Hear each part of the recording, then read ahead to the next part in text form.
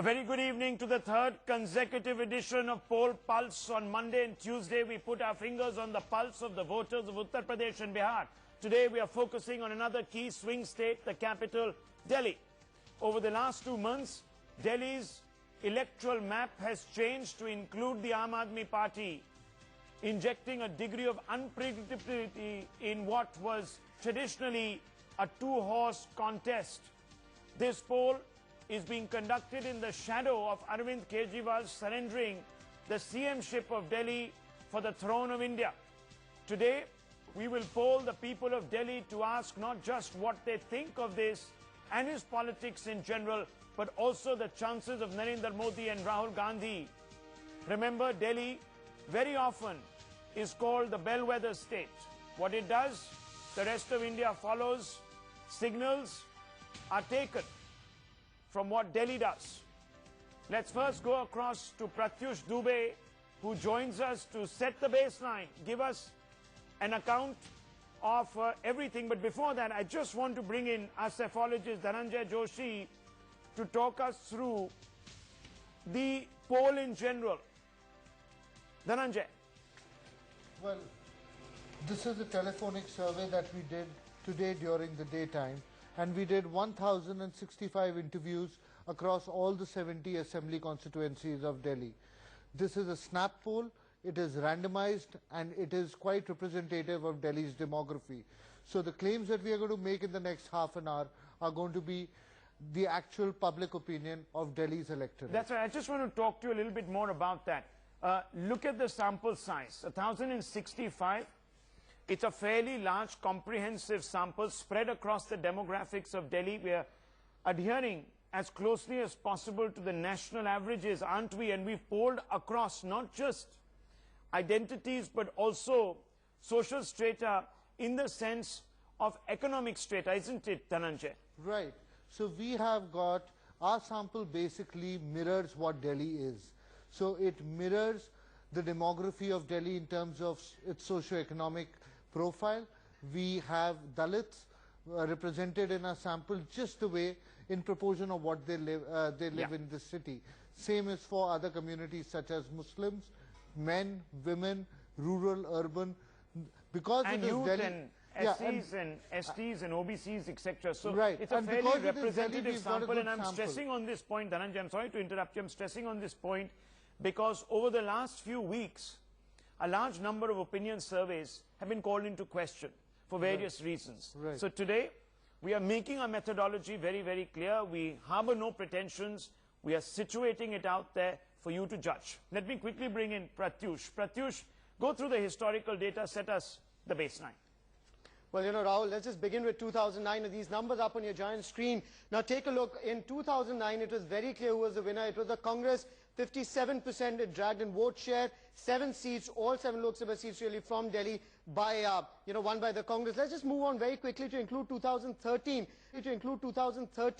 Remember, because there was no Aam Aadmi Party in 2009 was there, and now suddenly this 2-horse race becomes a 3-horse race, and now what do we have on the numbers is a dramatic reversal of fortunes. Take a look at the number that we're going to put up. 33% pulled in by, by 33% vote share pulled in by the BJP, but it's surprisingly it's the Aam Aadmi Party which made a dramatic entry, Rahul. It came in, it got 28 seats in that 72-house assembly. Absolutely, and let's just go through how things have changed over that particular baseline, because there have been at least 3 polls, opinion surveys that have been conducted. Pratyush, take us through them. Well, absolutely, Rahul. You know, just to begin with, we're going to make this slightly interesting. We're going to take it across 2 months. In January, CSDS, C-Voter, as well as AC Nielsen, the 3 broad numbers that came out. And look at those numbers on your screen. They're unambiguous, really. The only confusion was between Aam Aadmi Party and the BJP. The Aam Aadmi Party coming in roughly around about 5, and the BJP coming around about 2 across CSDS, AC Nielsen, and as well as C-Voter. But everything really changed in February 2014. Remember, this is the month where Arvind Kejriwal had already resigned. Take a look at these numbers that are going to come up. Now we're only putting up numbers for CSDS and C-Voter. There's a reversal. Nothing changes for the Congress, but for the BJP and the Aam Aadmi, BJP leading is expected to bring around about 4, and Aam Aadmi around about 3. Absolutely. If you look at those numbers of CSDS right in the middle, February 2014, it seems to be a bit of a dead heat. Let's introduce the dynamics. I'm going to come back to you, Pratyush, in just a few moments when we begin to reveal the answers to the questions that we've asked our viewers.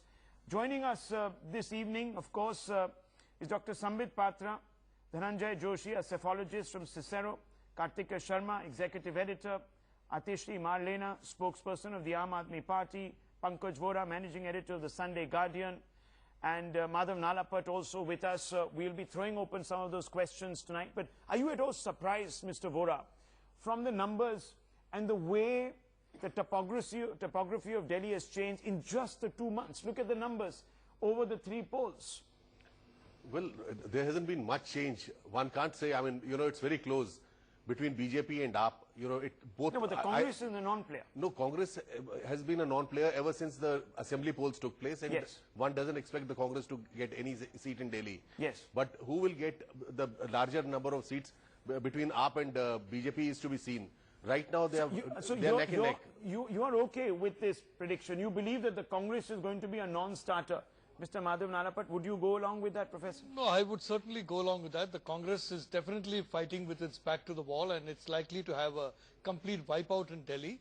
But having said that, I'd like to point out that what the Delhi electorate, which is a very mature electorate, is showing is that they're fed up of normal politicians and normal politics. Okay. So quite frankly, when the AAP party is coming forward only because it is not putting up normal politicians. Well, it might be at least professing normal politics, which might be a problem over the next couple of months. If they continue in the vein that they've demonstrated, it might be a bit of a problem. Atishi Marlena is also with us of the Aam Aadmi Party. I'm going to go to her in just a few moments.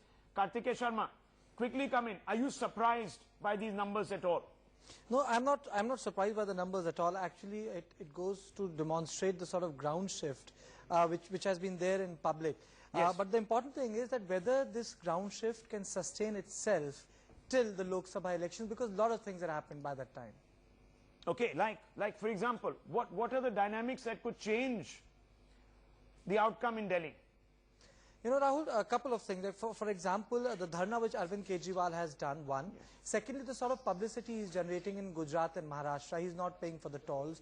You know, people are saying that he's breaking the law. If some people have come up that it's too much of nuisance for the public. Okay. You see, these things will impact the way Delhi reacts to Kejriwal. He has a solid vote bank. Okay. But then you need a little bit of chemistry to, you know, cross that Rubicon. Very interesting. Dhananjay, I'm going to pull you in just a few seconds because I'm going to go across to Pratyush. Pratyush, our first question. Who should be the Prime Minister of India? What does the capital think? Right, Rahul, remember this is a question that we've been asking across states, and even today in Delhi, not much really changes. Narendra Modi pulling in 54.6% of votes. Narendra Modi is the choice, but what really is interesting, second choice is Arvind Kejriwal. Arvind Kejriwal with more than about 25%. Now Rahul Gandhi, the Congress's 2014 mascot, coming in only with around about 12.2%. You know what's really interesting about all of this, Dhananjay, and you know, I'm going to look at the demographic data. You look at the age groups below 23, 23 to 35, 35 to 50, 50 and above. Narendra Modi sweeps the charts, 48% and above, the highest being 58.3 in the 35 to 50, the middle ages. But you look at caste and you look at creed. In caste and creed, it's a very different story. It's a story which is positive and anti-Modi, because as far as the scheduled castes are concerned, the OBCs are concerned, 62 to 48% of the scheduled castes and OBCs in that order are rooting for Modi, not the minorities. The minorities here completely rooting for Arvind Kejriwal, who's edging up to about the 47% mark, and Rahul Gandhi, who comes a close second at 31-odd%. Now, are you at all surprised, Dhananjay, by this very distinct demographic preference? Well, not at all, because I'm not surprised, because Arvind Kejriwal and the Aam Aadmi Party did make a big dent in the Congress's Muslim vote and the Congress's scheduled caste vote in the assembly elections. Yes. And Rahul Gandhi and the Congress is not ready on the menu. It seems that vote might have swung back. It might have swung back, Dhananjay, and that's the point, isn't it? Well, it hasn't really swung back in that way. And if you look at it, Rahul Gandhi is not really in the menu in Delhi, because Congress is really a non-player player over here. So Congress has just lost after 15 years. Arvind Kejriwal came with a big bang. Okay. So the real contest is between Kejriwal and Modi. Okay. And Modi, with his national projection as a prime ministerial candidate, has got these figures, which we must remember are lower than But what we got in states like UP. what will worry the BJP for now, Dr. Patra, is while you're picking up in demographics where you never really got support in the past, and one has to make that point, the minorities not very comfortable, particularly the Muslim minority, not very comfortable with Narendra Modi. That might be an issue in some of the more important contests in Uttar Pradesh, Bihar, where you're hoping to really cross the threshold so that Mr. Modi can pick up a large number of seats.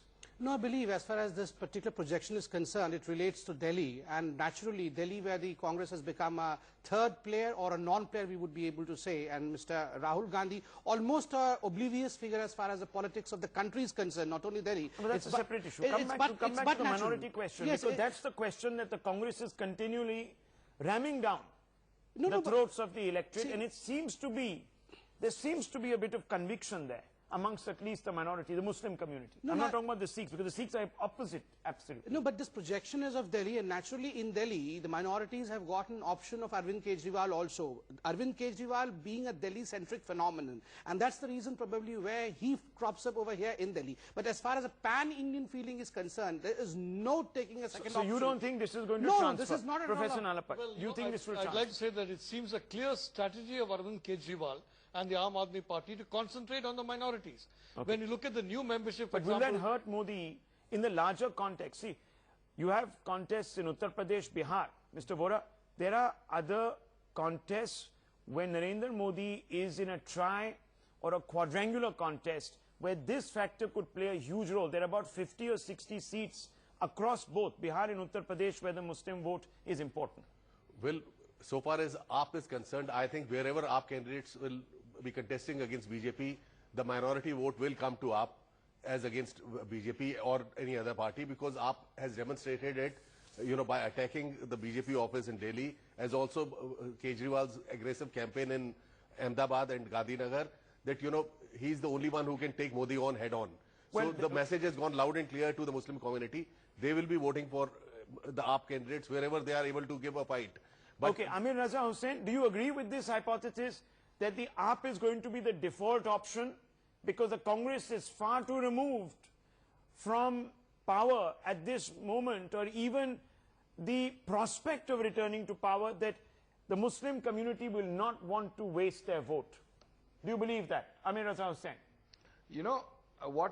What is very surprising here in this election, that despite the fact that Kejriwal has not tried any kind of appeasement for the Muslims, and he has not tried to offer them any sops in his speeches or his manifesto, yes, the Muslim community actually as a whole is veering towards Kejriwal. There yes, is no doubt about it. He is getting 70–80% of the Muslim vote, at least in North Mr. India. Raza, I do not agree with you. Mr. Raza, I have a question. Mr. Raza, allow me a question. Sir, Just Mr. Raza, an important point from Bharatiya Janata Party. Let me remind you of the fact that the Bharatiya Janata Party went to the Election Commission during the assembly elections, where there was an appeal paper by Mr. Kejriwal appealing the Muslim community as a section. And in fact, the Election Commission took note of it. You should remember this fact, that we had to go to the Election Commission, and there was a rebuttal by the Election Commission. So saying that there's no scope for the Muslim community is doctor, wrong. Yes, quick response, Mr. Raza. Quick response.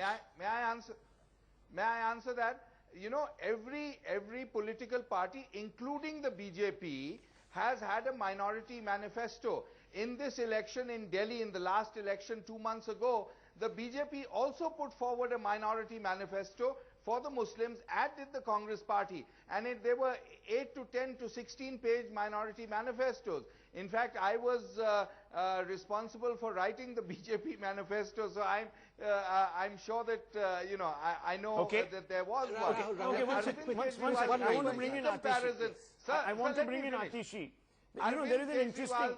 Arvind Kejriwal's paper, in comparison, was just skimming through the points in comparison to the BJP. So the minorities don't want soft stories. They want action. They want the credible assumption that this particular outfit will protect them. Now, it's very interesting, Atishi, Marlena, let me come to you. The Sikhs, almost twice the number or thrice the number of Sikhs are standing behind Mr. Kejriwal in the capital. This is interesting because it was Mr. Kejriwal who raised the issue of the 84 riots, promising justice, etc., etc. Now, do you see a pattern there? Do you see a pattern? Because the next question that we're going to, put to our voters is going to be illuminating in a different context. So quickly respond to this. What's the reason? I'm sorry, but your sound is completely unclear, so I haven't been able to hear the question. Okay, the question is very straight. Do you believe that the other parties have failed the minority communities by only paying lip service to their cause? Simple question.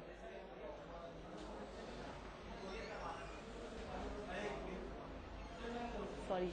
Okay, we're having problems with Atishi Marlena. Let's try to get that sorted in just a few moments, but very quickly, yes. Let me remind you that about a week ago in the Indian Islamic Center, Mr. Arvind Kejriwal in fact tweaked with the soul of the Aam Aadmi Party by saying that corruption was not the #1 issue in the country. It was communalism which was the #1 issue. So there was a soft soap for the minorities. To say that no soap was offered, I believe, is wrong.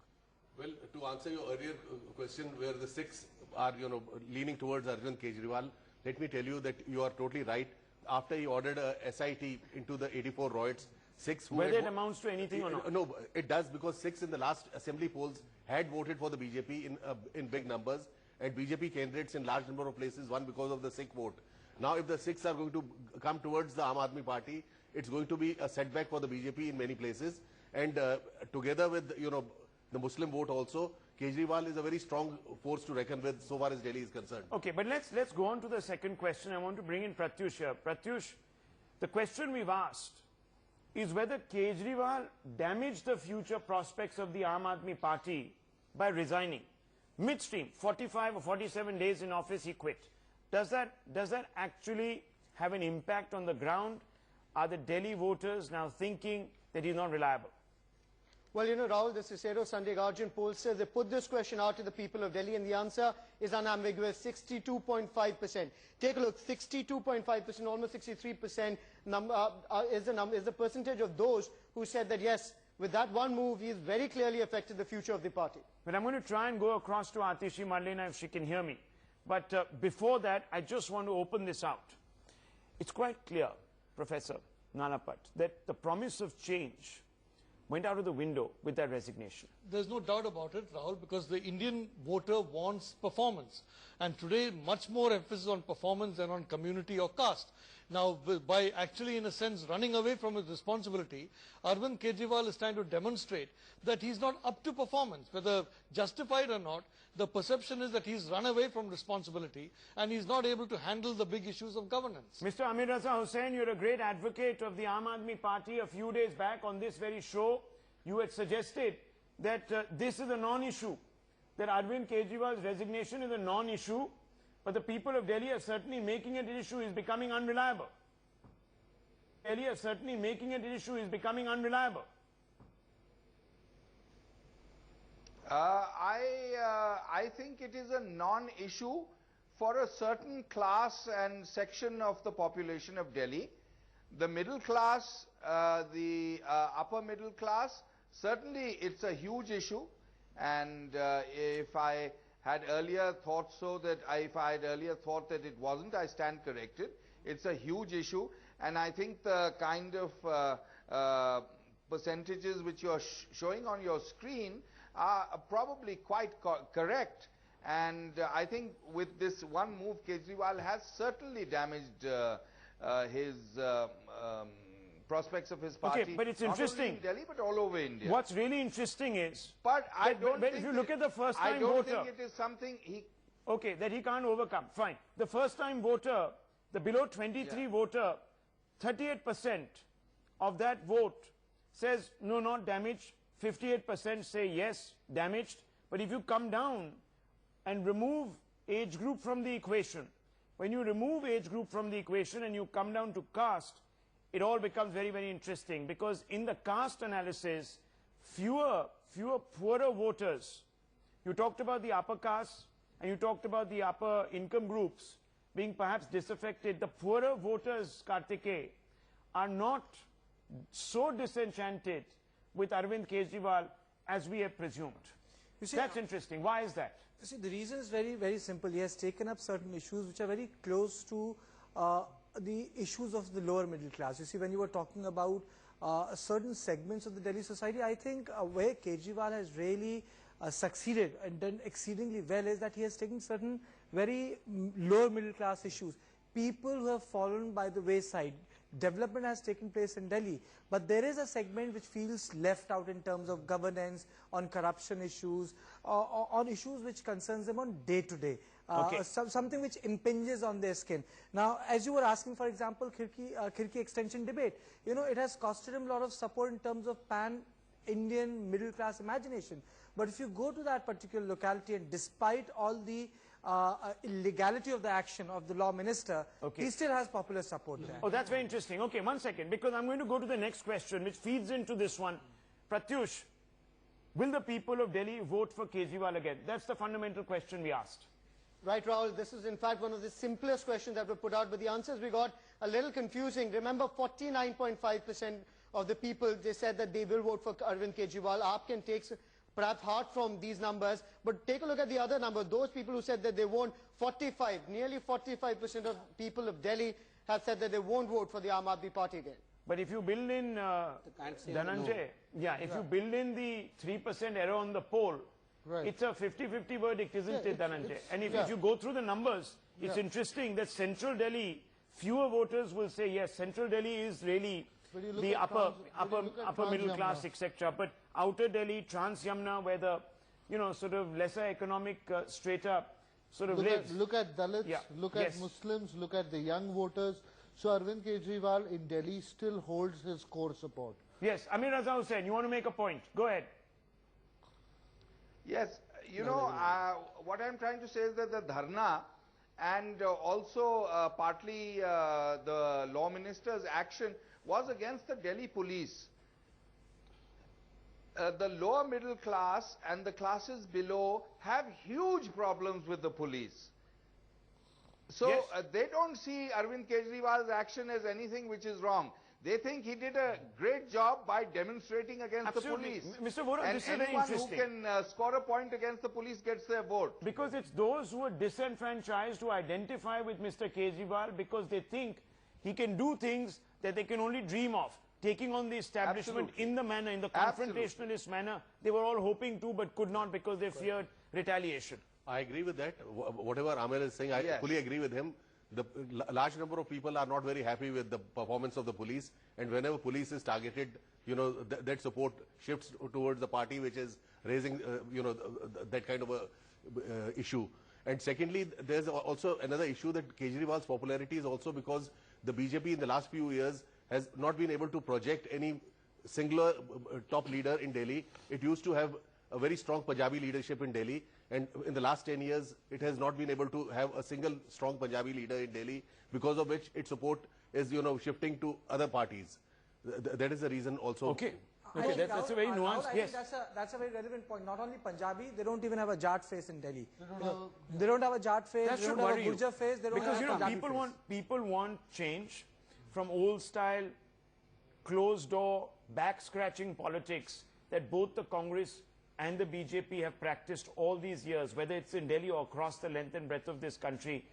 Mr. Kejriwal's agitationist approach, many people have reflected upon it and dismissed it as anarchist, including your party, but it seems to have at least enthused the voter. See, Rahul, I've been observing all these surveys since a while, and you would agree with me, in fact, that there is a drubbing gradually as the days pass by. There is a drubbing with the level of enthusiasm as far as AAM is concerned. And this has to be said as to why there is a drubbing. The drubbing is because romantic politics, I mean, the kind of politics that we have seen, exists and excites only for a while, and thereafter it has to be the governance which takes over. And let me repeat what Mr. Arun Jaitley has time and again spoken, that it is always substantiative governance. Substantiative governance can never be substituted by unconstitutional unconventional ways for long. You know, I just want to say that in Delhi, the BJP has a big problem. In many other states, the BJP functions more or less autonomously from the center, unlike the Congress party. Okay. But in Delhi, the national BJP leaders interfere quite a lot in the functioning of the Delhi unit, and as a result, the Delhi leaders, in my view, and has no identity. Have much less of an identity. Okay, let me bring in Atishi Marlena. I believe that we've got a better line to her. Atishi Marlena, in your absence, we asked 3 questions and we got answers to all of them. In your opinion, has Arvind Kejriwal damaged the AAP's future prospects by resigning from the government in Delhi? A large number of people have said yes. 62% people polled across the state of Delhi feel that he's not someone they can depend on. The second question we asked, do you think that the people of Delhi will vote for Kejriwal's AAP again? You have hope here. 50% of the people say yes, we will vote again. It's in the error of margin, but at least there is a consolation for you that they haven't entirely given up for you.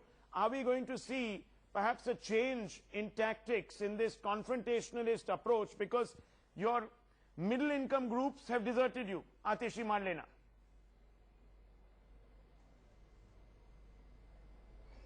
I'm sorry, your sound is still not clear. So I'm sorry, I can't answer your question. Well, we can hear you quite clearly, Ms. Marlena. We can hear you very, very clearly. Are you still having problems? I think she's in a surround atmosphere where there's a lot of sound, masking effect is there. Exactly. Can you hear me now? Can you hear me now, Atishi Marlena? Well, we're having problems. We're having big audio problems. I believe, of course, that our line is pretty clear because she heard us just a few moments back. So perhaps there's something happening there. Maybe there's a signal going in and out. But very, very quickly, this is fundamental. Dr. Patra, this is fundamental because the people of Delhi are willing to give the Aam Aadmi Party a chance again. Rahul, one thing has to be very clear over here. You realize that Aam Aadmi Party came to power because of 2 things. First and foremost, the Aam Aadmi Party said that we'll change the conventional way of politicizing and we'll give you a lot of things. We are going to give you 50% reduction in the water bills. We are going to give you 50% reduction in the electricity bills. But wait for the next month when the bills really arrive. And then more than 50% of the people who say that they would really like to vote for the Aam Aadmi Party would realize the folly that the Aam Aadmi Party has really done. Secondly, and most importantly, the Aam Aadmi Party from the very beginning has been saying that we do not want power. We are not the people who want a chief minister's or prime minister's seat. But now it lies naked in the sun. Okay. In the sense that they are power hungry. Let's find out what the people of Delhi have to say, because there's another connected question. Do you approve or disapprove of AAP's style of politics? Pratyush, what do the people of Delhi have to say to that? Well, in this one question, Rahul, it's the nays that have really won over the ayes, because 49.4% of the people polled have said that they disapprove of AAP style of politics. An almost equal number of amount, about 47% of people have said that they approve of AAP style of politics. Okay, so the jury is still out on that one. The next question is more interesting. It's a question that has national ramifications. Pratyush, we asked the voters of Delhi on the back of a very polarizing campaign that both the Congress and the BJP have been running, if they believe that the Congress has much to explain for the 84 riots, at least as much to explain as the BJP for the 2002 riots in Gujarat. Pratyush, what's the verdict? Well, after asking that question, we got an overwhelming response. 78%, almost 79% of people said yes, the Congress has as much to explain. It's a very small number, around about 15% of people who said perhaps no, the rest were undecided. But around 78% of people said the Congress has as much to explain as the BJP. Interestingly, the Muslims also believe that the Congress has much to explain. Kartikeya, let me quickly come to you, and I also want to bring in Mr. Amir Raza Hussain. Kartikeya, why would it be that the Muslim community would feel equally aggrieved? Why is it that the Sikh community obviously agrees, we know that, but why would the Muslim community also feel equally aggrieved? Do they identify with the fact that minorities have not been represented adequately by the Congress, even though they have placed their faith in them? You see, if we look at the community which you call Muslim, from a vanguard that they live in urban areas, they too have aspirations, and India has become aspirational over a period of time, and then you cannot cast them in a particular set. Then we'll find that their aspirations would meet the slogans of Arvind Kejriwal. Secondly, Rahul, the minority problem is not limited to Delhi. This is something which Congress will have to come to terms with throughout India. You'll find Muslim votes splitting, either going to the regional parties or even in some marginal ways making some vote for Bharatiya Janata Party. I think this one setback awaits Congress throughout the country. Amir Raza Hussain, the interesting thing about this question is it seems to suggest that Narendra Modi has had much success in buttonholing the Congress party on this entire issue of minority welfare and, of course, on the lateral issue of minority security. No, there is, of course he has, but I'll tell you, you know, the minority community has a long-standing grudge with the Congress party. The grudge with the Congress party started even before the destruction of the Babri Masjid. And because, you know, after about 30, 35, 40 years of independence, the community realized that the Congress party was actually taking them for a ride. But whenever they look around, they don't have, often they don't have a choice. When they have a choice, they overwhelmingly vote for the choice, as they did after the emergency, as they have done in the past, and as they are doing today with Kejriwal. They don't go to the Congress. You see, the Congress party has not let any actual Muslim leader develop. They have not let But there's a corollary to this question, Mr. Raza. There is a corollary to this question. The corollary is this, that Narendra Modi has been suggesting that he stands for a sort of inclusivism. He doesn't stand for a divisive identity, political appeal. He stands for an inclusivism. Is he going to benefit? Are the minorities now looking at him as an option? No, not at all. No, because they don't trust him. I mean, how can they trust the man? Till 3 months ago, he was making, doing Mia so-and-so and Mia so-and-so, and a month ago, burqa of secularism and the puppy remark, and hum paanch, hamare 25. He was part of your party. No. He was part of your party. He left your party when Mr. Narendra Modi was anointed as prime ministerial face. Mr. Modi is part of Bharatiya Janata Party long before Mr. Raza was a part of the party. So if he felt so low of Mr. Modi, he should not have joined the party. I agree. But I would not go on a personal forte.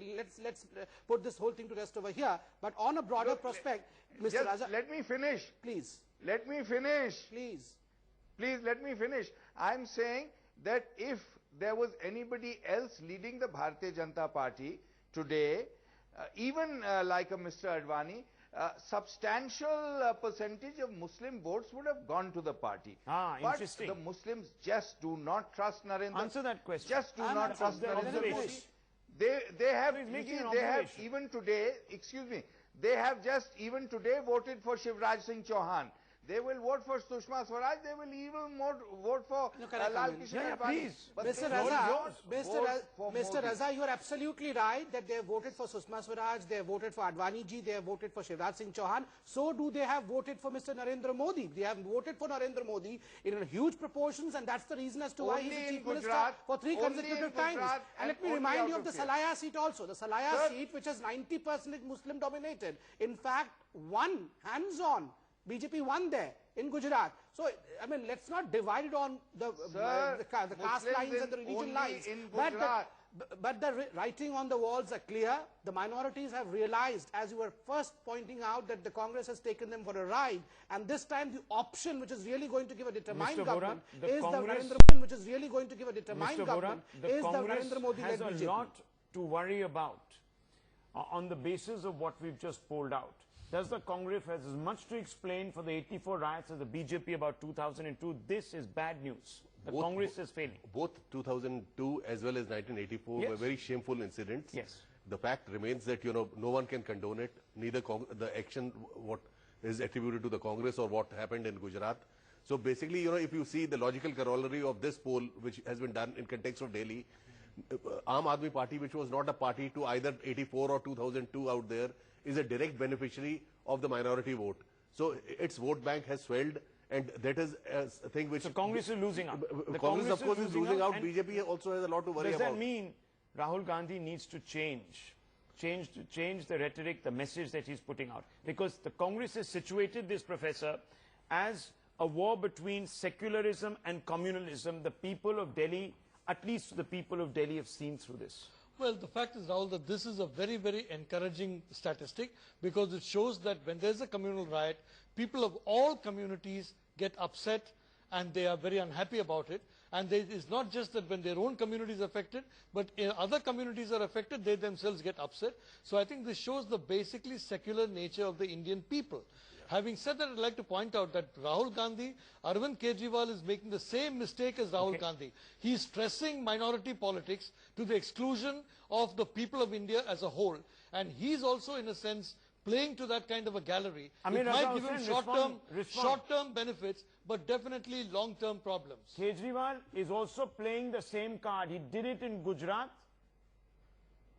He did it in Gujarat.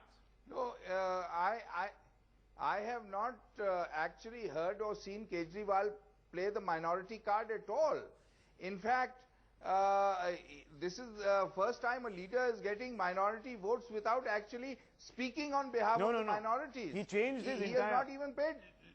Dr. Patra, I told him, Mr. Raza, I reminded you what happened 2 weeks ago. He tweaked the soul. The soul of Aam Aadmi Party was anti-corruption stand, but he said that corruption is secondary, but primary is fighting the communal passions of India. And that's what I believe. That's what is speaking the soul. And Amir Raza Hussain, some of his representatives in Uttar Pradesh are known to be people who have, I wouldn't like to use the word, but seem to have exposed themselves as bigots.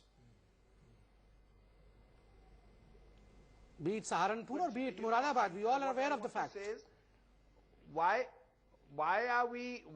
is communalism and corruption, why can't they go hand in hand? Why does one have to be an issue at the cost of the other? We know that this country faces two huge issues. One is communalism, one is corruption. They are both Mr. Vora wants to respond. Huge issues, and we have to combat them. He's responding. Mr. Vora. Basically, when Kejriwal was fighting the Congress in Delhi, corruption was the issue. Now his battle is basically against the BJP. So communalism is an issue. So I don't think there is any confusion in his mind. When Congress becomes an opponent, corruption becomes an issue. When BJP becomes an opponent, communalism becomes an issue. That's what his tactics are. And power is common between them. Will this last question have an effect on the fortunes of the Congress and, in fact, the Bharatiya Janata Party in tighter contests where the polarization is great in Uttar Pradesh and Bihar? Dhananjay.